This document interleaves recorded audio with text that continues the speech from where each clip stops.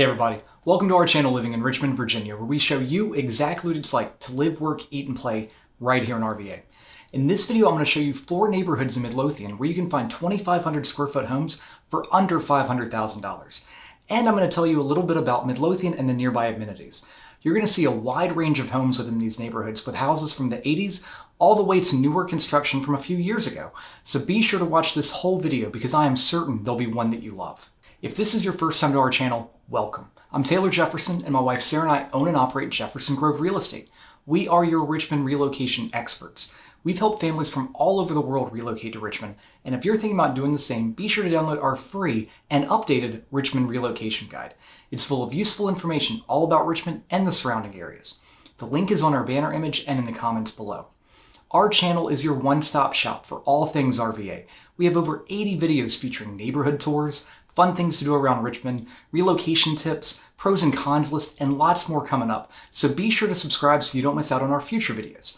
Now with all that said, let's dive in. We haven't covered any of these neighborhoods before, so all this information will be new. But before I get into the neighborhoods themselves, I'm going to start with showing you the commercial amenities of both the northern and southern Midlothian areas so that you'll know what's nearby these neighborhoods.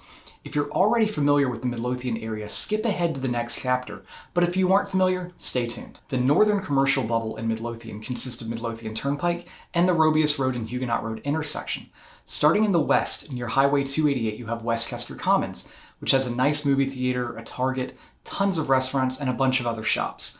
From there, heading east along Midlothian Turnpike, you'll pass lots of grocery store anchored shopping centers. There's also a Walmart, a Sam's Club, a really nice Wegmans, and a bunch more restaurants and entertainment options. At the intersection of Midlothian Turnpike and Huguenot Road, there's Midlothian's Mall, the Chesterfield Town Center. And just to the north of there is another commercial center where you'll find a Costco, a Best Buy, a huge Kroger shopping center with one of our favorite sports bars, Wood and Iron, a Lowe's, more restaurants, and the Midlothian location of the ACAC gym. The southern commercial bubble for Midlothian is located along Route 360, which is Hull Street, and this bubble is also shared with the Moseley area. Starting just a little north of Hull Street in its intersection with Highway 288, there's a Walmart, a Home Depot, and an Aldi grocery store. On the other side of 288 along Hull Street, there's a Target, a Kohl's, Fresh Market, and a movie theater. And if you continue heading southwest, you'll pass by multiple grocery store anchored shopping centers, another Walmart, and multiple restaurants. So rest assured that no matter which of these neighborhoods you pick, there are convenient amenities nearby. If you want to learn more about the Midlothian area, be sure to watch our videos from our playlist, Living in Midlothian. Alright, we're now going to start with the neighborhoods, working our way from north to south. First up is the Queensmill Neighborhood. Queensmill is located south of Midlothian Turnpike and north of Highway 288. This is a large, beautiful, established neighborhood with over 450 homes within it. The majority of homes here were built between 1979 and 1995, with an average year build of 1984, so expect to find lots of colonial-style floor plans here. And that is the first con of this neighborhood. You won't find any newer construction, open concept style homes, but what you do get are really nice sized lots, ranging in size from 0.4 acres, with some having up to 2 acres. And because it's a more established neighborhood, all the landscaping is nice and mature. And that's the give and take. You don't really find larger lots in newer construction communities, especially within this price point. And most newer construction neighborhoods are pretty clear cut, whereas these older neighborhoods, you'll get a beautiful, nice sized yard. Prices in Queensmill range from the high 300s to the low 500s, with an average price at $458,000.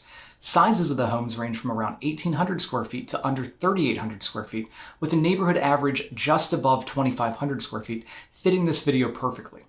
You'll find homes with 3 to 5 bedrooms and 2 to 3.5 bathrooms. We really like this neighborhood because of how pretty it is and because of its convenient location. You're close to the northern Midlothian bubble, and you have easy access to Highway 288. While Queensmill does not have a mandatory HOA, there are restrictive covenants within the neighborhood, and there's also a community pool that you can join within the neighborhood for about $500 per year. On the negative side of things for Queensmill, beyond the floor plans being older, there are large power lines intersecting the neighborhood, and watch out for hardboard siding on some of the homes, which is a much higher maintenance siding than vinyl. The school systems in Queensmill are Evergreen Elementary, Tomahawk Middle, and Midlothian High. Traveling further south, next up is the Watermill Neighborhood. Watermill is located south of Old Hundred Road and sandwiched between the Tomahawk Creek and Watermill Parkway. This is a slightly smaller neighborhood than Queensmill with just under 300 homes in total. But for better or worse, it's a much newer neighborhood too, with an average year build of 2005. And you can tell just by looking at the lot sizes that it's newer. Some of the yards are pretty small, with only 0.2 acres, and the average being just over a quarter of an acre in size. That said, at least it isn't completely clear-cut, and there is a decent tree buffer around the neighborhood and in between many of the backyards, but some of the front yard's curb appeal is kind of lacking. So the blend of compromise here is you get newer style open-ish concept floor plans, not quite to today's new construction standards, but definitely more updated than the 80s and 90s colonials. However, you don't get the older established yard sizes and neighborhood feel. Houses within Watermill range in size from 1,500 square feet to over 3,600 square feet, with prices that range from the low $400,000s to $600,000. But the average fits the bill perfectly for this video, with an average size just under 2,600 square feet and an average sale price of $480,000. You will find 3 to 5 bedroom homes with 2 to 3.5 bathrooms. Over the past year, there were 10 sales, and only 2 of them were above the $500,000 mark. There is an HOA here that's $180 per quarter, and the HOA provides a clubhouse with pool, tennis courts, and a playground. With Watermill being right in the middle of Midlothian, it's nice because you can choose your own adventure with either the northern or southern Midlothian commercial bubbles, but it is pretty much a 10-minute drive to either of them, so not quite as convenient compared to a neighborhood that's closer to one or the other. And lastly, the school systems are highly rated, with Swift Creek Elementary, Tomahawk Creek Middle, and Midlothian High. So now we're in the southern end of Midlothian, and these next 2 neighborhoods are convenient to the whole street commercial amenities. First up is Bayhill Pointe, which feels very similar to the Queensmill neighborhood in terms of curb appeal and mature landscaping, despite it being a younger neighborhood. Bayhill Pointe is located south of 288 and east of Hull Street at the intersection of Bailey Bridge Drive and Battle Creek Drive. This neighborhood is gigantic, with almost 800 homes located within it. And if you like this one, it's a safe bet that a house will pop up for sale here based on the fact that 48 homes sold in Bayhill Pointe in the past year. The yard sizes are really good for the suburbs, with the smallest being 1/3 of an acre, with just under half an acre on average. There are a wide range of homes to pick from in Bayhill Pointe. The majority of homes were built between 1995 and 2007, but new construction picked back up again, with some homes being built between 2013 and 2021. Quickly, I want to mention that there is a newer construction section called Bayhill Pointe West, with homes from 2016 and up, but our focus is the original Bayhill Pointe neighborhood for today. Home sizes range from around 1,700 square feet to a little over 4,400 square feet, and the neighborhood average is in line with this video at just over 2,500. Expect to find a 3 to 6 bedroom home with 2 to 4.5 bathrooms, with prices from the high 300s to the mid 500s. Out of the 48 sales from the past year, only 5 were above the $500,000 mark, so you will have plenty of options under that price point.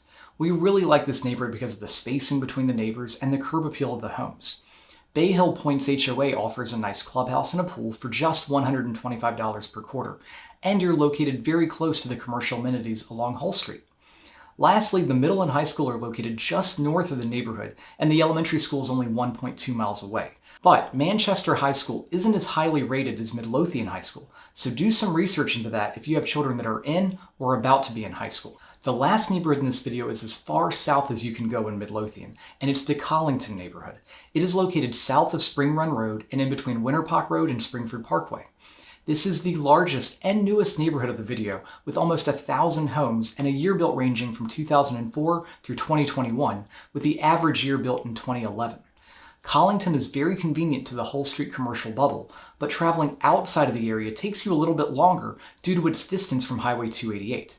This is another mixed bag of a neighborhood, with different sections offering smaller homes on very small lots, and other sections with larger homes on more standard-sized lots, and the average yard size is only 0.29 acres in size, but that's right in line with what to expect for a newer construction neighborhood in the suburbs. Homes here have 3 to 6 bedrooms with 2 up to 4.5 bathrooms, and sizes from a small 1,600 square feet up to a gigantic 5,500 square feet. Prices range from the low 400s to the low 600s, and there were 51 home sales within Collington in the past year. Now, 17 of them were above the $500,000 mark, but they were much larger than 2,500 square feet or very recently constructed, but you should definitely have plenty of options below $500K. The HOA is $650 per year, and the HOA provides a clubhouse with nice pool, a splash pad, tennis courts, basketball courts, and there are sidewalks throughout the neighborhood. The elementary school is just to the north of the neighborhood, but Collington's high school system is the same as Bayhill Pointe. So if high school is on your radar, again, be sure to do some research into Manchester High. And lastly, I want to bring up Collington East, which is a brand new construction neighborhood being built by Main Street Homes directly across Springford Parkway. Collington East still has new construction opportunities remaining where you can build your next home from scratch, and it is one of the lowest cost new construction neighborhoods that I would recommend exploring, but you will land somewhere in the mid 500s or above on final pricing. If you want more information on that, just reach out to me. So there you have it. 4 neighborhoods in Midlothian where you can find a 2,500 square foot home for under $500,000. Now you might notice the Woodlake neighborhood, which would definitely hit the mark on size and pricing, is missing from this video. And that's because of all the foundation issues within the community. I don't want to get you excited about housing options there just to find out that the house needs major repairs, so that's why I didn't include it. If you enjoyed this video and want to see more like this one in other areas around Richmond, leave us a comment and let us know. If you're thinking about relocating to Richmond, be sure to hit me up. I have the knowledge and experience to help make your move as stress-free and easy as possible. Thank you for being here with me today. I'll see you next time. Bye.